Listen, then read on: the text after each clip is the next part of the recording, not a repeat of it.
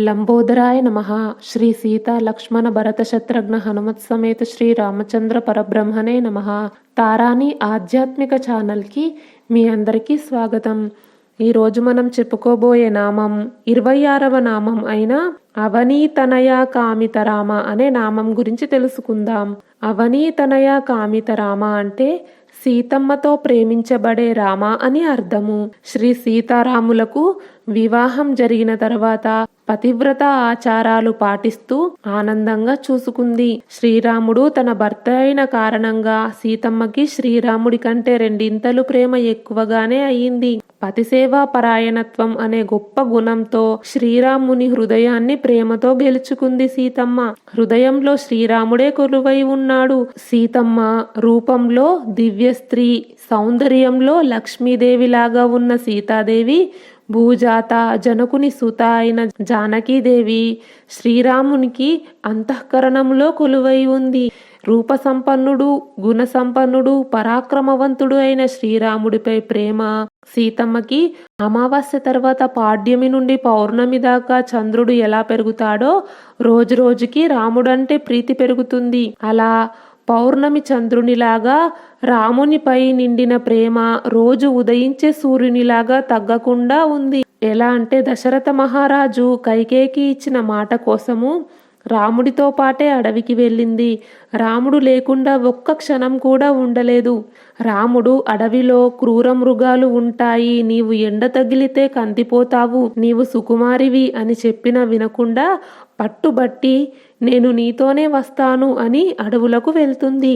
రావణ సంహారం తర్వాత సీతమ్మ లంకలో శ్రీరామునిపై ప్రేమతోనే అగ్ని ప్రవేశం చేసింది. అయినా ఇంతకు ముందు కంటే దివ్యంగా బయటకు వచ్చింది. శ్రీరాముడిపై సీతమ్మ ప్రేమ అగ్నితో సమానం. ఇంకా చెప్పాలంటే అగ్ని కంటే గొప్పది.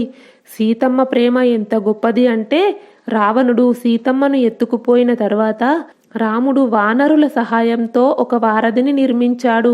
అది సీతమ్మ మీద ప్రేమతో నిర్మించిన వారధి కాబట్టి యుగయుగాలుగా అక్కడే ఉంది. చెరిగిపోని సీతారాముల ప్రేమకు చిహ్నంగా మనం ఆ రామవారధిని ఇప్పటికీ చూస్తున్నాము. ఉత్తరాఖండలో శ్రీరాముడు సీతమ్మని వెలివేసినా కూడా రాముణ్ణి సీతమ్మ ఏమీ అనకుండా వెళ్ళిపోయింది. శ్రీరామున్నే తన మనసులో నిలుపుకుంది. చివరికి సీతమ్మ తన ప్రేమను నిరూపించుకుంది. నేను మనస వాచ కర్మన శ్రీరాముణ్ణి మాత్రమే ప్రేమిస్తే భూమాత నన్ను నీతో తీసుకుపో అనగానే వెంటనే భూమాత వజ్రాలు పొదిగిన సింహాసనం మీద భూమాత సీతమ్మ కోసం వచ్చింది. సీత పవిత్రతను నిరూపించింది. శ్రీరాముడి మీద ఉన్న ప్రేమను తేటతెల్లం చేసింది. వెంటనే సీతమ్మ భూమాత ఒడిలోకి వెళ్ళగానే క్షణాల్లో భూమి యథావిధిగా అయిపోయింది.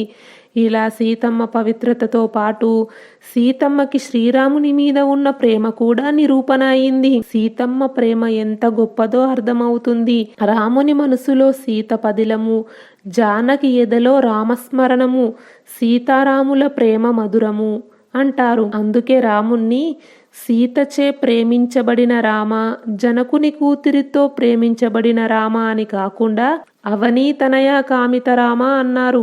వచ్చే వీడియోలో మరొక నామం గురించి తెలుసుకుందాం. ఈ వీడియో గురించి మీ అభిప్రాయాన్ని కామెంట్ బాక్స్ లో తెలియజేయండి. ఈ వీడియో నచ్చితే లైక్ చేయండి, షేర్ చేయండి. తారాని ఆధ్యాత్మిక ఛానల్ని సబ్స్క్రైబ్ చేయండి. బెల్ ఐకాన్ గుర్తుపై క్లిక్ చేయండి. ఇంతవరకు ఈ వీడియో చూసినందుకు మీ అందరికీ ధన్యవాదాలు. లోకా సమస్త సుఖినో భవంతు. కృష్ణార్పణం.